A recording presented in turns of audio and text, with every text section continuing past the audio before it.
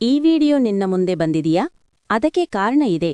ಗುರುರಾಯರು ನಿನಗೆ ಏನೋ ಹೇಳ್ಬೇಕು ಅಂತ ಇರಬಹುದು. ಸ್ಕಿಪ್ ಮಾಡ್ಬೇಡ. ಈ ನಿಮಿಷ ನಿನ್ನ ಜೀವನವೇ ಬದಲಾಯಿಸಬಹುದು. ನಮಸ್ಕಾರ ಸ್ನೇಹಿತರೆ. ನಾವು ಜೀವನದಲ್ಲಿ ಎಷ್ಟು ಕಷ್ಟ ನೋಡಿದ್ರೂ ಒಂದು ಶಕ್ತಿ ನಮ್ಮನ್ನು ಹಿಡಿದುಕೊಂಡು ಹೋಗ್ತಾ ಇರುತ್ತದೆ. ಅದು ದೇವರ ಶಕ್ತಿ. ಅದರಲ್ಲೂ ವಿಶೇಷವಾಗಿ ಗುರುರಾಯರ ಕೃಪೆ.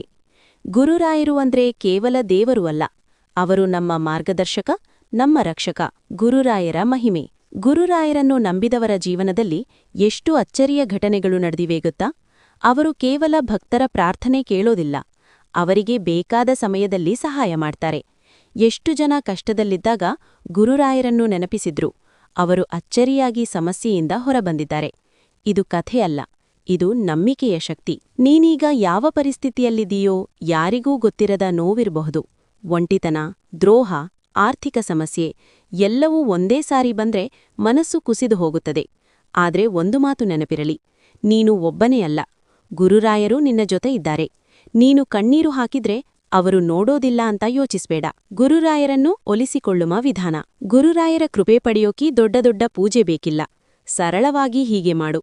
ಪ್ರತಿದಿನ ಒಂದು ಕ್ಷಣ ಶಾಂತವಾಗಿ ಕುಳಿತುಕೋ. ಕಣ್ಣು ಮುಚ್ಚಿ ಗುರುರಾಯರೇ ಅಂತ ಕರೆ. ನಿನ್ನ ಕಷ್ಟಗಳನ್ನು ಅವರ ಮುಂದೆ ಹೇಳು. ನಂಬಿಕೆ ಇಡು, ಅವರು ಕೇಳ್ತಾರೆ. ಅತಿ ಮುಖ್ಯ, ನಿನ್ನ ಭಕ್ತಿ ನಿಜವಾಗಿರಬೇಕು.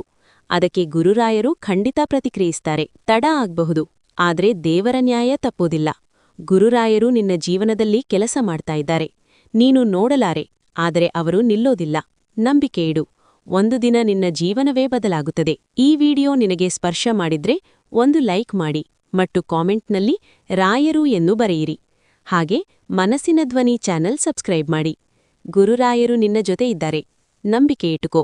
ಗುರುರಾಯರು ನಿನ್ನ ಕೈ ಬಿಡೋದಿಲ್ಲ. ಇಂತಿ ನಿನ್ನ ಪ್ರೀತಿಯ ಮನಸ್ಸಿನ ಧ್ವನಿ.